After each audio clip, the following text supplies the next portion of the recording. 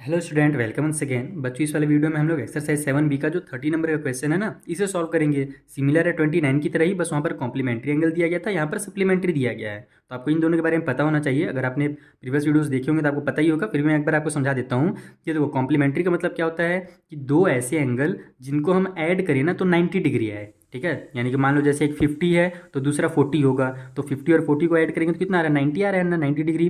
तो बस अगर दो एंगल को सम करने के बाद 90 आ रहा है, इसका मतलब वो कॉम्प्लीमेंट्री कहलाएगा। और दो एंगल को ऐड करने के बाद अगर 180 आ रहा है, ठीक है, यानी 180 आ रहा है, तो वो हमारा सप्लीमेंट्री कहलाएगा। जैसे मान लो एक हमारा 100 है, दूसरा 80 है, तो 100 और 80 मिला करके 180 आ रहा है, यानी कि दोनों क्या कहलाएंगे, हमारे सप्लीमेंट्री एंगल कहलाएंगे।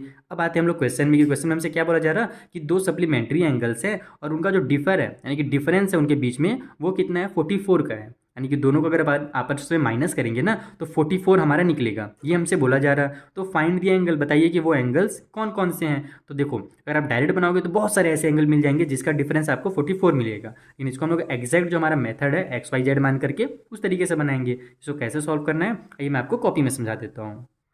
तो देखो, होता क्या है ना कि मेन जो बच्चे गलती करते हैं इस टाइप से क्वेश्चन में, वो शुरू में ही गलती कर देते हैं। वहाँ पर वो बस एक्स मान करके सॉल्व कर देते हैं और आंसर जो होता है गलत आ जाता है। यहाँ पर अपने को देखो, दो एंगल दिए गए हैं, तो दो एंगल कौन कौन से होंगे इसको थोड़ा सा समझना पड़ेगा। एकदम छोटा सा इसका एक बेसिक कॉन्सेप्ट है, वो उसको मैं आपको समझा देता हूँ। हम क्या जानते हैं कि दो एंगल को अगर अपन ऐड करेंगे, ठीक है, तो उसका जो सम आएगा वो कितना आएगा, 180 आएगा। क्लियर है ये चीज़ कि दो एंगल को हमने ऐड किया तो 180 आ गया। इसका मतलब कि अगर हमने एक को x माना है तो जो दूसरा होगा वो कितना होगा, 180 माइनस एक्स होगा। अब बोलोगे सर ऐसा क्यों, 180 माइनस एक्स कहाँ से आ गया दूसरा वाला एंगल। तो समझो अब कि मान लो कि पहला जो एंगल है हमारा वो 100 है, ठीक है, पहला वाला एंगल कितना है, 100 है। तो दूसरा वाला एंगल बताओ आप कितना होगा, जल्दी बताओ। हम जानते क्या है कि दोनों का ऐड करने के बाद 180 आने वाला है। तो अगर एक हमको पता चल गया कि 100 है तो दूसरा जाहिर सी बात है कि 80 ही होगा ना, तब तो दोनों को हम लोग ऐड करेंगे तो 180 आएगा। नहीं तो अगर आप यहाँ पर दूसरा एंगल को 40 मान लोगे तो हमारा 100 और 40 तो 140 आ जाएगा। तो अगर हमको ये दिया हुआ है कि एक एंगल 100 है तो दूसरा एंगल कितना होगा, 80 ही होगा, क्योंकि दोनों हमारे कौन से एंगल हैं, सप्लीमेंट्री एंगल हैं, जिनको ऐड करने के बाद 180 आना चाहिए। ठीक है, तो अब हमारे पास 100 तो दिया नहीं है। अगर हमको इस तरीके से लिखना पड़े, यानी कि इक्वेशन के फॉर्म में अगर लिखना पड़े, तो मैं 80 को क्या लिख सकता हूँ, जैसे हमको अगर 80 को लिखना है तो हम इसको 180 माइनस में 100 कर देंगे। यानी कि हम लोग अगर 180 में से पहला वाला एंगल को माइनस करेंगे तो भी तो हमारा 80 ही आएगा ना, यानी कि दूसरा वाला एंगल आएगा। तो बस वही चीज़ है कि अगर हमको पता नहीं है, अगर हम एक को x मान रहे हैं तो दूसरा जो हमारा एंगल होगा 180 माइनस एक्स हो जाएगा। यानी कि हम लोग 180 में से अगर पहले वाले एंगल को माइनस करेंगे तो वही हमारा जो वैल्यू होगा दूसरे एंगल का होगा। जैसे कि यहाँ पर मैंने आपको समझा दिया कि देखो, पहला एंगल हमारे पास 100 था, तो दूसरे एंगल के लिए हम लोग 180 में से 100 को माइनस कर दिए तो हमारा दूसरा एंगल 80 मिल गया। और हम जानते भी थे कि दूसरा एंगल 80 ही आने वाला है। तो यहाँ पर हमको पता नहीं है, इसीलिए हम दूसरे एंगल को 180 माइनस एक्स मानेंगे। तो अगर कॉम्प्लीमेंट्री और सप्लीमेंट्री वाला क्वेश्चन आता है तो इसी टाइप से आपको मानना है, ये ध्यान रखना। ठीक है, तो हम लोग क्या करेंगे कि let two supplementary angles be x degree and 180 minus में एक्स डिग्री। ठीक है, यानी कि एक को हम लोग x मान लेते हैं और दूसरा जो होगा हमारा 180 माइनस में x हो जाएगा। क्लियर हो गया ये चीज़। अब आगे चलते हैं कि अपने को अकॉर्डिंग टू क्वेश्चन क्या कहा गया है। तो अकॉर्डिंग टू क्वेश्चन हमसे ये कहा जा रहा कि जो दोनों एंगल हैं, तो हम लोग ये जान तो गए हैं कि यहाँ पर हमारे पास मेन एंगल ये है, छोटा एंगल ये है। तो अगर हमारे पास दोनों एंगल का डिफरेंस 44 है, ये हमसे कहा गया है। इस क्वेश्चन में ना मेन यही चीज़ समझना है, उसके बाद आपका पूरा सिंपल है। तो हम लोग क्या करेंगे, दोनों का डिफरेंस निकालेंगे, यानी x में से माइनस कर देंगे 180 माइनस एक्स को। यानी पहले एंगल में से अगर अपन दूसरे एंगल को माइनस करते हैं तो डिफरेंस 44 निकलता है। यही हमको क्वेश्चन में बोला गया था और कुछ नहीं बोला गया। देखा कितना सिंपल बन गया इक्वेशन। तो बस अब इसको आप सॉल्व कर दो। ये हमारा हो जाएगा x माइनस और प्लस माइनस 180 और फिर माइनस माइनस प्लस का हमारा x हो जाएगा ये वाला, इक्वल के उस साइड में ये 144 आ गया। x हमारा देखो यहाँ पर ही प्लस में है और इसके भी लेफ्ट साइड में प्लस की साइन है, कुछ नहीं है तो ये x और x हमारा 2x हो गया।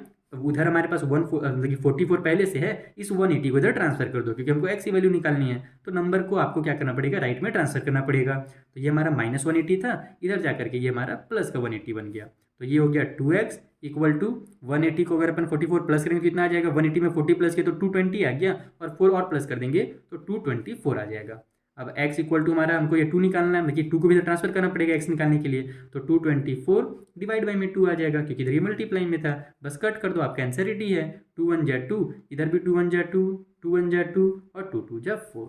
यानी एक्स की जो वैल्यू है वो 112 है। ठीक है, ये तो हमारा पहला एंगल हो गया। ठीक है, तो हम यहाँ पर लिखेंगे कि फर्स्ट एंगल शो करके लिख दो आप। सो अच्छे सारे ना वीडियो में थोड़ा सा ऊपर कर लेता हूँ। First angle equal to 112 degree. ठीक है, जो पहला एंगल वो हमारा 112 डिग्री का है, और जो हमारा सेकेंड एंगल है, सेकेंड एंगल वो कितना होगा, तो उसके लिए बस हम लोग 180 में से माइनस कर देंगे 112 को, तो अपन को पता चल जाएगा।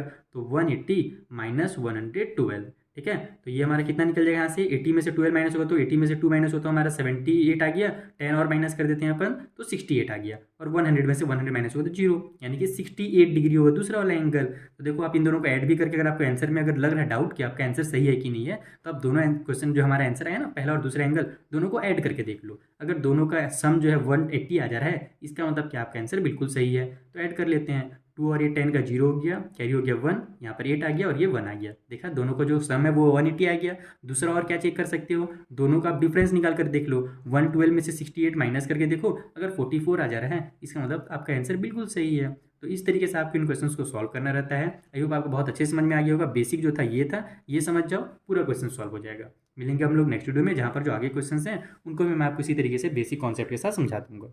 Thank you for watching.